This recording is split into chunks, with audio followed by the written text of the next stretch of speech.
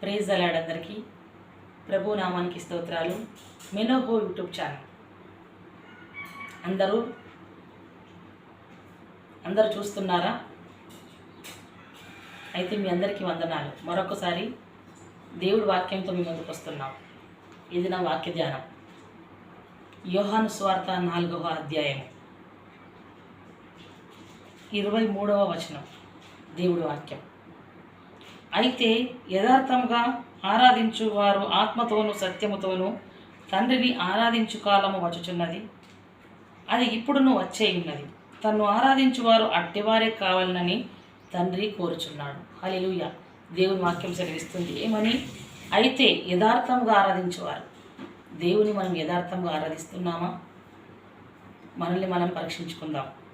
యథార్థంగా ఆరాధించువారి ప్రార్థన, యథార్థంగా ప్రార్థన చేసే వారి ప్రార్థన దేవుడు తప్పకుండా వింటానని దేవుడు వాక్యం సెలవిస్తుంది.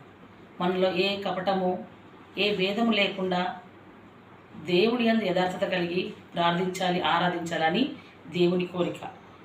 ఆరాధించేవారు ఆత్మతోను. దేవుని ఆత్మను పొందుకున్నామా? ఆత్మ లేనివాడు నావాడు కాడు. పరిశుద్ధాత్మను పొందుకొని మనం చేసే ప్రార్థన బట్టి, మనం చేసే ఆరాధనలో దేవుడు ప్రతి కార్యమును చేయుటకు బద్ధుడై ఉంటాడు. ఎందుకంటే ఆయన ఆత్మ ఉన్నాడు కనుక. సత్యముతోనూ తండ్రిని ఆరాధించుకోవాలి. సత్యము, అబద్ధము, కపటము, అబద్ధ సాక్ష్యములు మన పెదవుల గుండా, మన నాలుక గుండా రాకుండా, అసత్యానికి లోబడకుండా సత్యమునకు సాక్షులుగా ఆయన వాక్యమే సత్యం అని దేవుడు వాక్యం సెలవిస్తుంది. ఆయన వాక్యమే సత్యం.